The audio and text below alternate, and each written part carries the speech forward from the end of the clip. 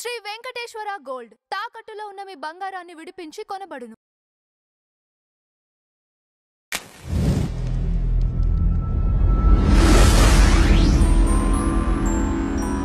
Madam నమస్కారం. నమస్తే.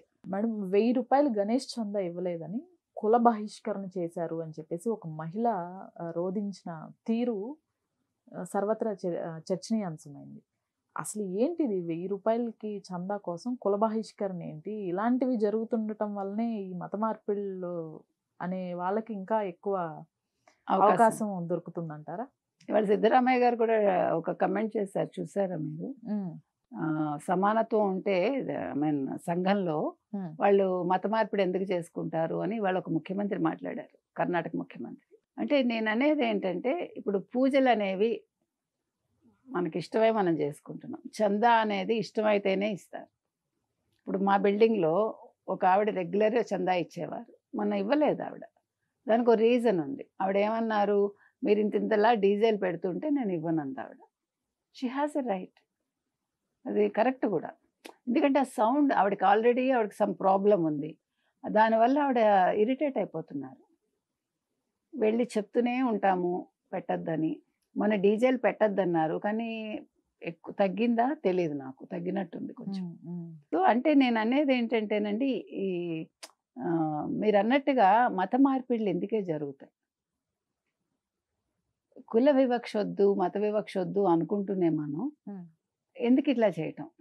ఇప్పుడు ఇది మళ్ళీ అదే కులం వాళ్ళు చేశారు. జగిత్యాల రూరల్ మండలం కల్లేడ గ్రామం. ఇక్కడ 4 మహిళలు వెళ్ళి వినాయకుడి మండపం పెడతారుగా, అక్కడ దేవుడి దగ్గర కొబ్బరికాయ కొడదాం అనుకున్నారట. సో ఆ కుల పెద్దలు ఉంటారట, వాళ్ళు అన్నారట, మనిషికి 1116 ఇచ్చి, అంటే కనీసం 1000 రూపాయలు ఇస్తే కానీ మీరు కొబ్బరికాయ కొట్టడానికి వీల్లేదన్న. వాళ్ళు మా దగ్గర డబ్బులు లేవు, మాకు తినటానికే సరిగా లేదు, మేము కష్టపడుతున్నామంటే వాళ్ళని కుల బహిష్కరణ చేశారు. ఇదేంటండి? సరే వాళ్ళ దగ్గర డబ్బులు లేవు, మీరు కొబ్బరికాయ కొట్టద్దని చెప్పి వదిలేసేయండి. అన్యాయంగా డబ్బులు వసూలు చేయటం ఏంటి? మనం ఎక్కడికి వెళ్తున్నాం? మనం మళ్ళీ దొరల గడిలో ఉన్నామా మనం? మీకు అర్థమైంది కదా, ఒకప్పుడు ఇలాగే కదా, మన బ్రిటిషర్స్ దోచుకునేది అలాగే, దొరల కాలంలో ఇలాగే ఉంది. చాలా అన్యాయం అండి ఇది. పాపం వాళ్ళు ఏడుస్తున్నారు. ఇప్పుడు ఏం తెలుసా, వాళ్ళతోటి మాట్లాడితే 25,000, వాళ్ళ కేసు చూస్తే 5,000 ఫైన్. ఇది చాలా సీరియస్గా తీసుకోవాల్సిన అంశం అండి. పోలీసులు కలగజేసుకోవాలి, ఆ మహిళలకు న్యాయం జరగాలి. ఇప్పుడు మతం వేరు, పూజలు వేరు, కానీ మనుషుల్ని మీరు విడదీసేసి బహిష్కరించేస్తాము ఏంటి? ఏ కాలంలో ఉన్నాం మనం? అసలు మనం ఎవరండి? ఇప్పుడు మీరు పూజ చేయనంటారండి, నేనెవరండి మిమ్మల్ని ఇబ్బంది పెట్టడానికి? లేదు, మీరు ఒక మండపం దగ్గరికి వచ్చి దండం పెట్టుకుంటానంటే వద్దంటానికి దేవుడి దగ్గర ఏం హక్కు ఉంటుంది? కుల పెద్దవైతే. నాకు ఒక టైలర్ ఉండేది, ఒక 3-4 ఏళ్ల క్రితం. అమ్మాయి బాగానే కుట్టేది. ఆ పిల్ల ఒకరోజు ఏడుస్తూ వచ్చింది. ఏమైందన్న? మా ఆయనతో విడిపోదామంటే మా కుల పెద్దలు ఒప్పుకోవట్లేదు మేడం అని. నేను కుల పెద్దలేంటి, ఇంకా ఏ కాలంలో ఉన్నాం మనం అన్న. లేదు మేడం, మాకు అంతే. మా అమ్మ నాన్న కూడా నువ్వు ఉంటే వాడితోటే ఉండు, చస్తే వాడితోటే చావంటున్నారు. వాడేమో నన్ను హెరాస్ చేస్తాడు, నా డబ్బు నేను సంపాదించుకున్న డబ్బులు తీసుకుంటాడు, నేను కష్టపడాలి, నేను మళ్ళీ మొగుడితోటి కూడా కష్టాలు పడుతున్నాను. అసలు షాక్ నాకు.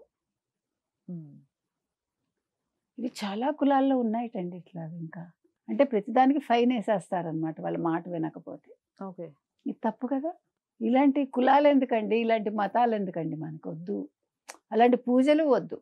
పూజ అనేది మనకి నచ్చి మనం దండం పెట్టుకునేలా ఉండాలి, మనసుకు నచ్చితే. లేదు నేను చెయ్యనంటే నన్ను ప్రశ్నించే హక్కు మీకు ఉండకూడదు, చేస్తానన్నా వద్దనే హక్కు కూడా మీకు ఉండకూడదు. భగవంతుడిని స్మరించుకోవటం అనేది మనసుకి తృప్తి కోసం, మనశ్శాంతి కోసం చేస్తాం అంతే. కోరికల తర్వాత సరే ఇది చేయి దేవుడా, అది చేయి దేవుడా, అది అడగకుండా ఎవడో ఉండడు. మనిషి అన్నాక అడుగుతాడు. అది కాదు, మనుషుల్ని దూరం పెట్టే అలాంటి పూజలు అవసరమా అండి? ఒక మహిళ డబ్బులు లేవంటే నువ్వు కుల బహిష్కరణ చేసేసి, అంటే వాళ్ళకి ఇంకా మీకు గుర్తుందా, పెదరాయుడు సినిమా చూశారు మీరు? అతన్ని మోహన్ బాబు తమ్ముడు మోహన్ బాబుని. ఏంటది? అంటే డెలివరీ అవుతుంటే కూడా ఎవరు హెల్ప్ చేయకూడదు, చచ్చిపోతుంటే ఎవడు మంచినీళ్ళు పోయకూడదు. వద్దండి ఇలాంటి కులాలు మతాలు వద్దు. మనం మానవత్వం ఉండే మనుషుల్లాగా బతకాలి తప్ప చిన్న తేడా ఉన్న మనం నిలదీసే హక్కు మనకు ఉండాలి. అది ప్రజాస్వామ్యం అంటే, అది లౌకికవాదం అంటే. అంతే తప్ప నేను నిన్ను తిడతాను, నిన్ను దూరం పెడతాను, నిన్ను కొడతాను, నువ్వు పడాలి అంటే అది కులం వద్దు, అలాంటి కులాలు వద్దు. అంటే ఈ కులాలు అనేవి ఇంత సంకుచితంగా ఆలోచిస్తూ ఆ కుల పెద్దలు అనేవాళ్ళు మనుషుల్ని ఈ రకంగా చేయటం, ఆ మహిళలు పాపం ఎంత ఏడుస్తున్నారో, వాళ్ళు ఎక్కడికి వెళ్తారు?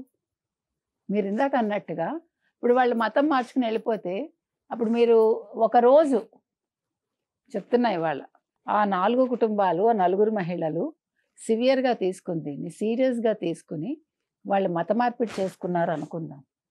ఇదే కులం అంతా కూడా ఒక కాలంలో ఏ క్రిస్టియన్స్ గానో ముస్లిమ్స్ గానో అయిపోతారు. Right. అది ఆ కుల పెద్దలు గ్రహించుకోవాలి. అది ఎంతోసేపు పట్టదు, దానికి వాళ్ళే బాధ్యులు అవుతారు. ఇప్పుడు ఒక స్వామీజీని మీరు అంటున్నారు కదా, స్వామీజీ ఎందుకు తాకరు అని. వాళ్ళు తాకరు, వాళ్ళు ఆడవాళ్ళని తాకరు, వాళ్ళు అందుకే సన్యాసులు అయ్యారు. మీరు దాన్ని ప్రశ్నిస్తారు, దీన్ని ప్రశ్నించండి. ఇలాంటి కుల పెద్దల్ని ప్రశ్నించండి అంట. కులాలు ఉండాలా వద్దా కూడా నాకు తెలీదు. కులం అంటే అంటే ఏదో చిచ్చులు పెట్టేవి, లేకపోతే మనిషిని మనిషితో మాట్లాడకుండా చేసి అలాంటి కులాలు వద్దు. మనం మనుషులుగా బతకగలిగి మన ఎంటిటీ చెప్పుకోవటానికి కులం, అంతే తప్ప కులం వల్ల వచ్చే ప్రయోజనాలు ఏమి ఉండవు. కాబట్టి ఇలాంటి కులాలు వద్దు, ఇలాంటి కుల పెద్దలు వద్దని నేను చెప్తాను. Thank you.